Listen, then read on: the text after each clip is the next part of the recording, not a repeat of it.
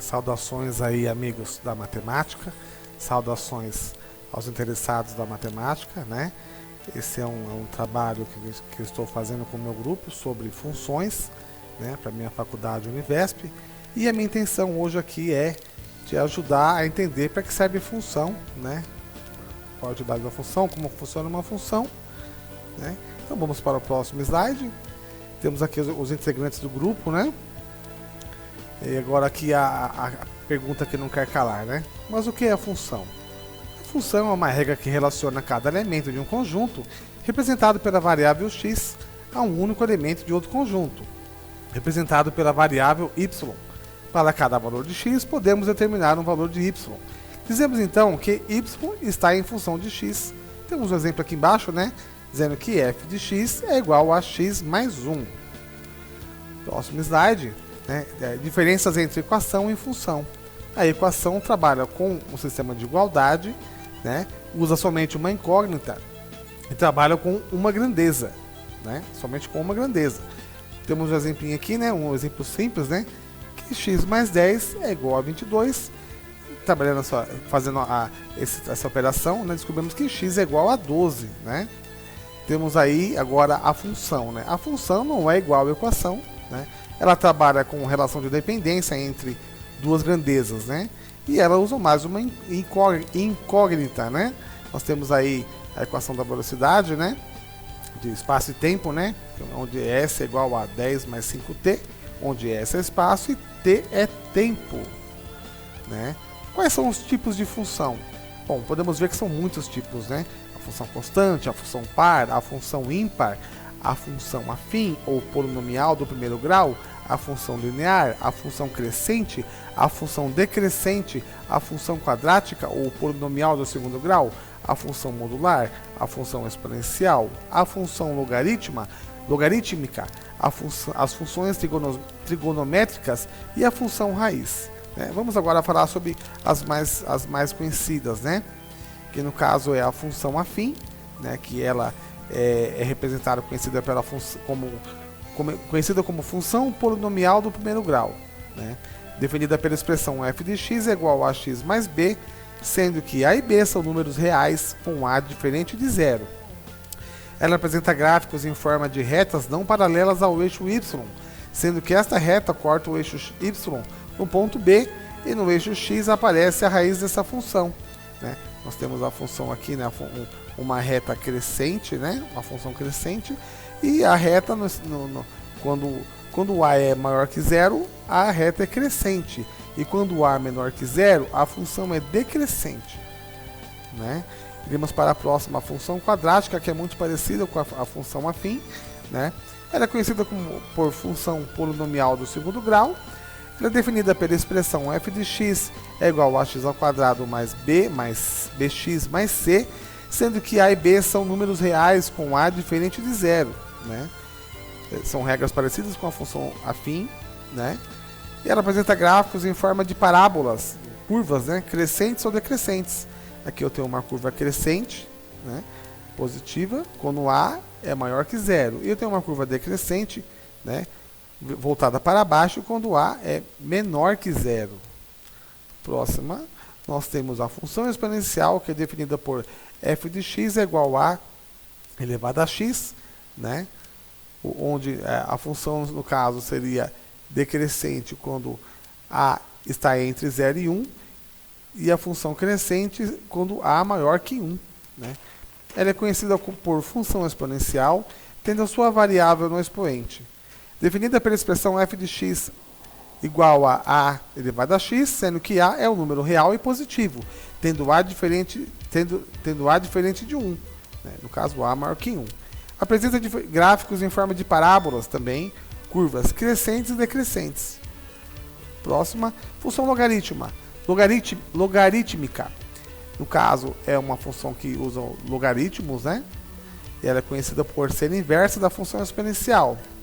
Definida pela expressão f de x é igual ao log de x sobre b, sendo que x e b são números reais e positivos, tendo b diferente de 1.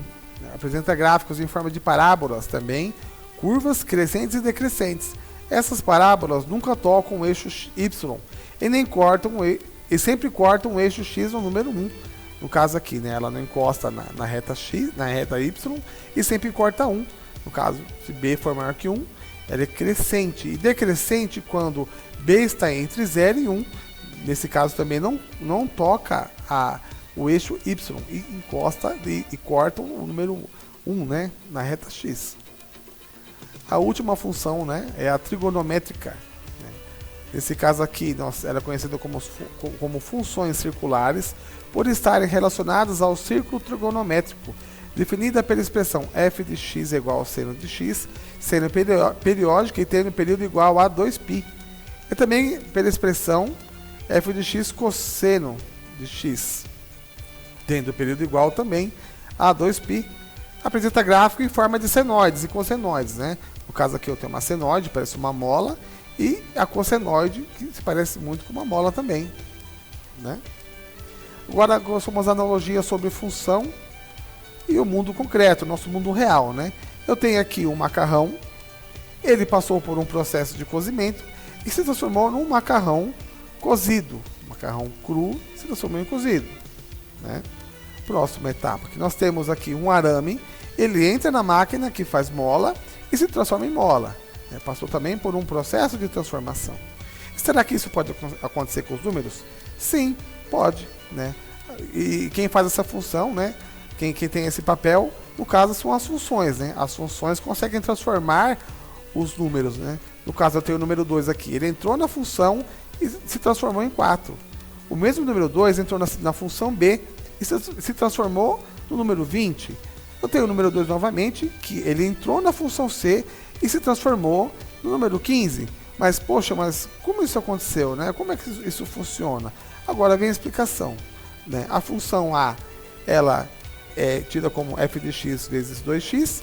No caso, os 2 multiplicou com 2, deu 4. Eu tenho na função B 10 vezes x, que seria 10 vezes 2, igual a 20. E na função C, eu tenho 7x mais 1. Então, eu tenho o número 2 aqui. 7 vezes 2, 14, com mais 1, 15. Né? Assim que funciona a lógica, né? O funcionamento da máquina chamada função. Agora, vamos usar uns exemplos práticos de uso de funções. Né? Eu tenho aqui o Dick Vigarista e o Muttley foram abastecerem um posto de gasolina, né? Posto de combustíveis. O preço da gasolina é de R$ 4,00 por litro. Ele pediu para colocar 30 litros. Fica a questão, né? Qual o custo do abastecimento para o Dick Vigarista? Sabendo que o Dick Vigarista, ele sempre aponta as dele, né? Ele vai dar um jeitinho de enganar o frentista, né? Então a nossa função é não deixar isso acontecer, né? Ele e o Muttley já estão dando risada aqui, já apontando o golpe, né? Vamos ver como é que nós vamos fazer para resolver essa situação. Temos o valor fixo da gasolina, que é 4, e a constante equivalente à quantidade de gasolina vale x. Então, portanto, o x é 30, né? O valor 4 não muda, porque é o preço da gasolina, e o x é a quantidade de combustível, que está sempre variando. Algumas pessoas colocam 30, outras pessoas colocam R$20. Né? Calculando aqui, f de x, nós temos 4 vezes 30, f de x é igual a 120. Resposta, R$120 é o valor que o Dick Vigarista vai ter que pagar para o frentista. Né? Agora vem a experiência prática, né, com os gráficos. Vamos fazer uma experiência prática, fazer uma atividade prática com gráfico, né, envolvendo o desemprego e a economia. Agora eu vou precisar sair do PowerPoint, nós vamos para o Paint. Temos aqui o desemprego, né? Desemprego. Tem aqui o eixo do desemprego e o eixo aqui da economia, o eixo X, né? Eixo Y, eixo X. Eu vou usar a linha vermelha para mostrar o que acontece com a economia. A economia está em alta, a economia está crescendo. O que aconteceu com a economia? Começou a cair. Parou, num certo período de tempo, né? Agora nós temos aqui o desemprego. O desemprego, ele está lá em cima, e conforme a economia vai subindo, o desemprego vai caindo. Né? Uma coisa está ligada na outra.